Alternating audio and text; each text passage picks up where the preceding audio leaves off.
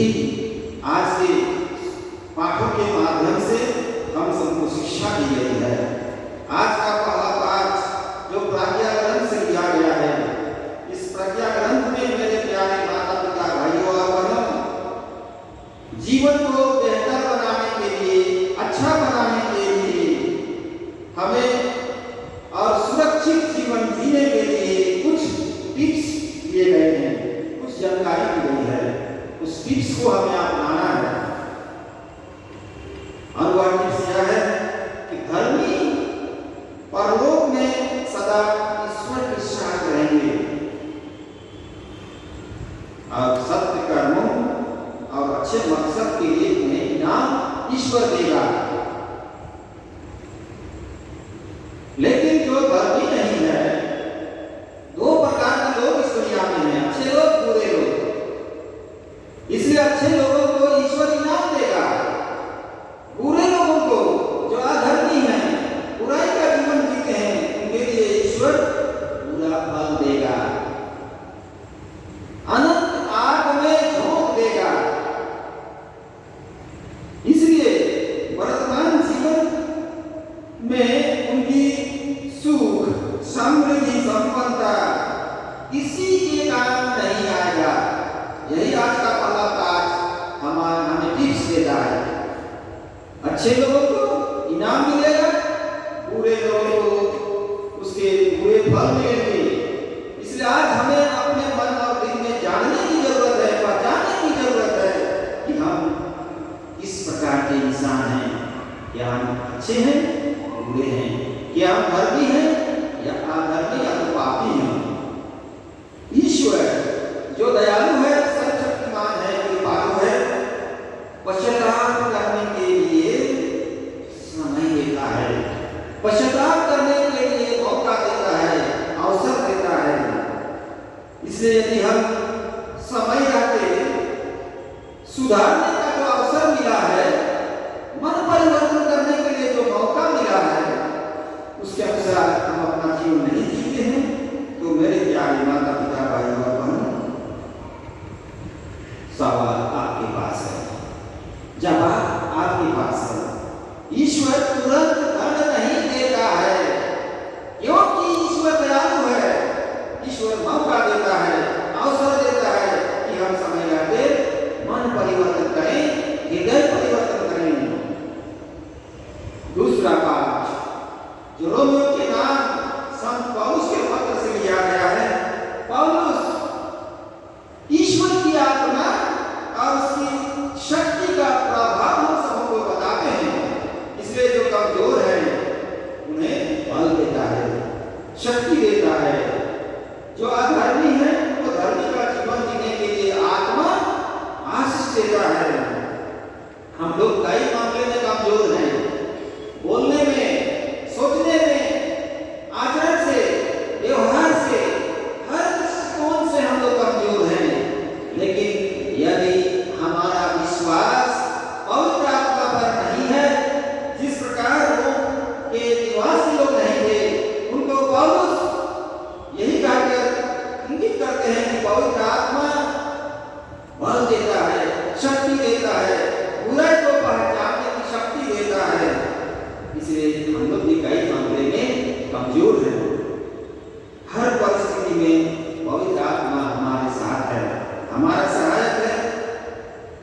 इसे यदि हम स्थान देंगे अपने जीवन में, तो प्यारे माता पिता भाइयों और बहनों, हम अच्छे फल लाएंगे, हम अच्छे व्यक्ति के, हम धर्मी व्यक्ति की ओर आगे बढ़ेंगे।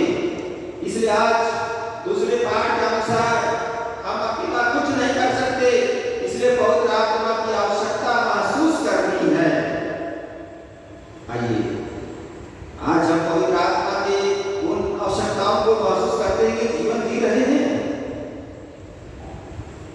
तो तीसरा पाठ बहुत अच्छी तरह से समझाया गया है, जिसमें कहा गया बीज एक ही खेत में दो आदमी के द्वारा बोया गया।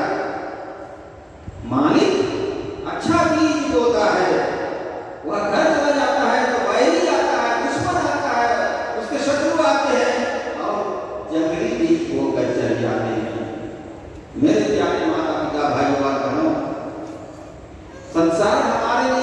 खेत है और उस खेत पे हम लोग बीज हैं, अच्छा बीज है खराब बीज, पहचानिए अपने आप को। खेत तो एक ही है, दो प्रकार के बीज हैं उस खेत में, दो लोगों द्वारा अर्थात अलग अलग दो व्यक्ति बीज बोते हैं, एक अच्छी बीज और दूसरा जंगली बीज। अच्छे बीज को ईश्वर बोता है, जंगली बीज शैतान उसने बोया, शत्रु बोया। तो शैतान हमारे लिए शत्रु की तरह है, वह जंगली बीज को बोया। और तब मेरे प्यारे माता पिता भाई और बहनों, हम लोग सभी को ईश्वर की प्रजा हैं। जंगली बीज दुष्ट आत्मा की प्रजा है, दुष्ट आत्मा की प्रजा है, इसलिए हमें ईश्वर की प्रजा और जंगली शैतान की प्रजा। अच्छे बीज खराब बीज, अच्छे आदमी बुरा आदमी, यही पहचान करने की आवश्यकता है। मालिक का कहना है कि दोनों बीज को एक साथ बढ़ने दो, मौका दो, अवसर दो, नहीं तो अच्छे बीज जंगली बीज के पौधों को काटते समय अच्छे बीज काट दिए जाएंगे और फेंक दिए जाएंगे, आग में झोंक दिए जाएंगे। इसलिए मेरे प्यारे माता पिता भाई और बहनों, मालिक दयालु है, क्षमाशील है, कृपालु है, इसलिए वह अवसर देता है, मौका देता है कि उन्हें बढ़ने दो, साथ साथ बढ़ने दो। इसलिए आज हमारे इस दुनिया में अच्छे लोग भी हैं, बुरे लोग भी हैं, दोनों को ईश्वर एक साथ देखना चाहता है, अवसर देता है, मौका देता है। तो ईश्वर चाहता तो सभी बुरे लोगों को खत्म कर देता, लेकिन ईश्वर ऐसा नहीं करेगा, मौका देता है, अवसर देता है कि हम समय लाते अपना हृदय परिवर्तन करते हुए अच्छे इंसान में गिने जाएं। इसलिए मेरे प्यारे माता पिता भाई और बहनों, इस दुनिया की हकीकत को आज का सुसमाचार उजागर करती है। इस दुनिया में अच्छे लोग भी हैं, बुरे लोग भी हैं, दोनों दुनिया के अंत तक साथ साथ रहेंगे, साथ साथ जिएंगे। अच्छे लोगों को ईश्वर मौका देता है, हयात देता है, और बुरे लोगों को शैतान तैयार करता है, उनके साथ शैतान रहता है। इसलिए अच्छे आदमी और बुरे इंसान, धर्मी आदमी और पापी आदमी को पहचान यदि करना है तो मेरे प्यारे माता पिता भाई और बहनों, आज हम अच्छी तरह से पहचान सकेंगे। ईश्वर नष्ट कर सकता है, पर वह चाहता है कि मैं अपनी गलती का एहसास स्वयं कर ले और समय लाते हृदय परिवर्तन कर ले, अपने को बदल ले, क्योंकि ईश्वर आज्ञात्मक सहनशील है। वे तुरंत ही कुकर्मियों का विनाश नहीं करते, बल्कि उनको सहनशीलता दिखाते हैं। वे उनके मन परिवर्तन के लिए समय देते हैं। जैसे आज के सुसमाचार में हमने सुना, कटनी के समय तक दोनों को रहने दो। कटनी का समय का अर्थ है दुनिया का अंत। जब हमारी मृत्यु हो जाती है, हमारे लिए इस दुनिया में अंत हो गया, हम मर गए, उस दिन तक कटनी का समय दुनिया का अंत है, तो हमारी मृत्यु। ईश्वर कहता है कि वहां तक दोनों को एक साथ जीने दो, बढ़ने दो, रहने दो, लेकिन ईश्वर मौका दिया है। इसलिए प्यारे माता पिता भाई और बहनों, आज हम अच्छे हैं कि बुरे हैं, हम धर्मी हैं कि पापी हैं।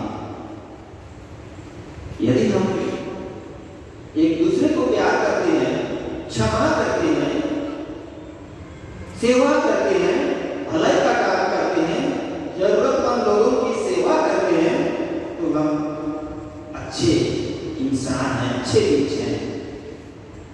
हम ऐसा नहीं करते तो दूसरा तो निश्चित रूप से करते हैं, लड़ाई झगड़ा करते हैं, घृणा, ईर्ष्या, द्वेष, अश्लील बातें, अश्लीलता जैसे फिल्में, चित्र, ये सब हम निश्चित रूप से देखते हैं, जो शैतान का काम है।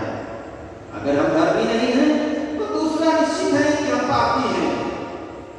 यदि हम पापी नहीं है तो दूसरा हम धर्मी हैं, वैसे वर्षा। इसलिए आज मेरे प्यारे माता पिता भाइयों और बहनों, यदि हमारा व्यवहार अच्छा नहीं है, हमारी सोच अच्छी नहीं है, हमारा काम अच्छा नहीं है, आचरण अच्छा नहीं है, तो ईश्वर मौका देता है, साथ साथ जियो, साथ साथ बढ़ो।